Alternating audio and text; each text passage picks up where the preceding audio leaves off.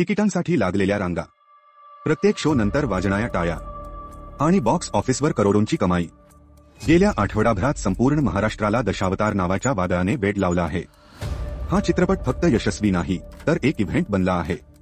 पण हा चित्रपट खरंच एवढा चांगला आहे का? यात असं काय आहे जे प्रेक्षकांना सिनेमागृहांपर्यंत खेचून आणत आहे? आणि यात काही चुका आहेत का? जर तुम्ही दशावतार बघण्याचा विचार करत असाल तर हा रिव्ह्यू शेवटपर्यंत नक्की बघा. चला करूया या महाअवतार चित्रपटाची चिरफाड. गोड मानून घे रंगपूजा.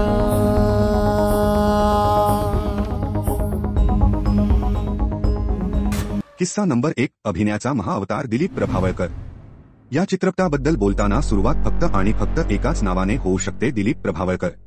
वयाच्या 75व्या वर्षी या माणसाने पडद्यावर जे काम केलं आहे त्याला अभिनय म्हणणं हा त्या शब्दाचा अपमान ठरेल. ही एक तपश्चर्या आहे.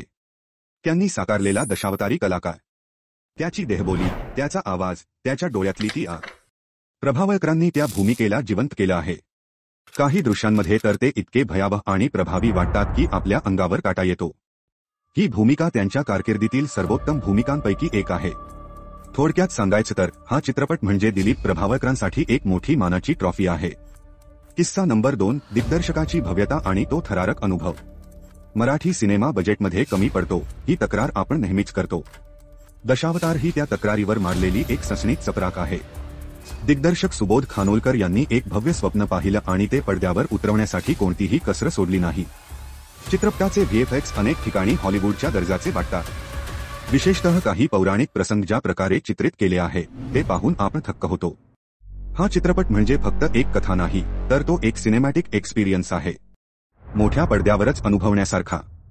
दिग्दर्शकाचं श्रेय यात आहे की त्यांनी भव्यतेच्या नादात चित्रपटाचा आत्मा हरवू दिला नाही. किस्सा नंबर 3. संगीताचा आत्मा आणि संस्कृतीचा सन्मान. चित्रपटाचा तिसरा आणि सर्वात महत्त्वाचा प्लस पॉइंट म्हणजे त्याचं संगीत आणि कोकणच्या संस्कृतीचं केलेलं सुंदर चित्रण.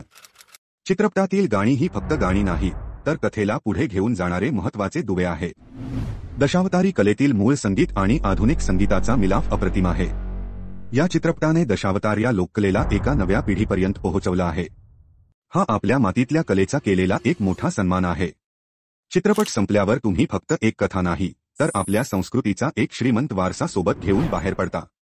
आमच्याकडून दशावतार या चित्रपटाला मिळत आहेत 4.5 स्टार्स.